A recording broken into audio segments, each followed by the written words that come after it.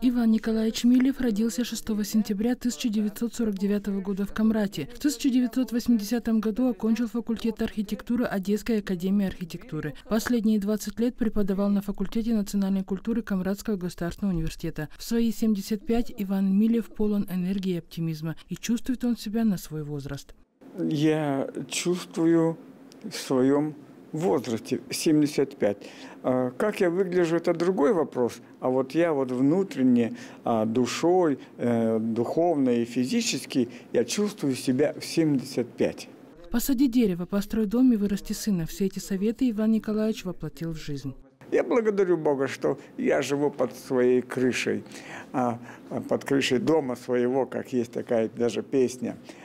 И что касается сыновей, Бог мне подарил 3 сыновей.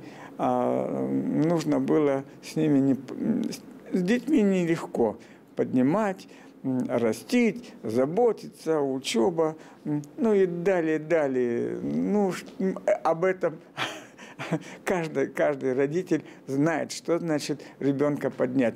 Что касается деревьев, ну вот сажаем на деревьев. Стихи Иван Милев стал писать после выхода на пенсию. Его произведения были опубликованы в антологии гагаузской поэзии в Турции. Совместно с Георгием Тополом опубликовал 2 сборника стихотворений «Свет небес» и «Желание души». В этих сборниках стихотворений раскрывается важность духовного понимания нашего времени и дней грядущих.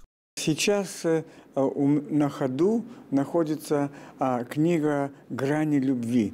Эта книга освещает одну из грань любви Творца и какие-то грани любви людей. Вот такая вот книга «Всесторонняя любовь», любовь небесная и любовь земная.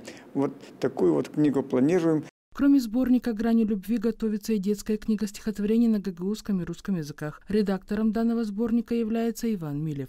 Прошла редакция книга, мы уже были очень высоких редакторов, филологов, мы в научном центре вычитываем все тексты, чтобы это была хорошая поэзия, грамотно написана на гагаузском языке и на русском языке. А кроме того, значит, мой друг, моя знакомая Светлана Попович, она написала мелодии к этим 12 стихам, и в конце книги мы приложим ноты, чтобы кто захочет, может играть и спеть.